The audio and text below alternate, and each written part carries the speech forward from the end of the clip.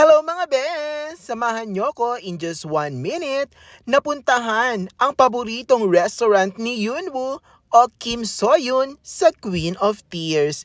Yes, naaalala nyo pa ba tong scene na ito kung saan nandoon din si Kim Ji-won sa restaurant na iyon?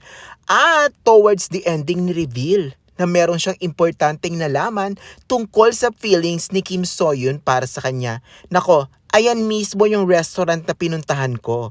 Ang pangalan nga ng restaurant na ito ay Henamu Restaurant. Kaya lang, dyan lang ako sa labas umaura-aura, dyan sa mismong bintana na kung saan pinakita yung eksenang nakaupo si Kim Ji-won kasi sarado sila. Oo, nung nagpunta ako. Nanggigigil din ako mga be. Pero parang masarap kasi yung mga pagkain nila dyan. Parang samgyupsal. So sayang naman. Pero syempre pa, dahil location ito ng Queen of Tears, happy na rin ang person. Thank you so much for watching mga be!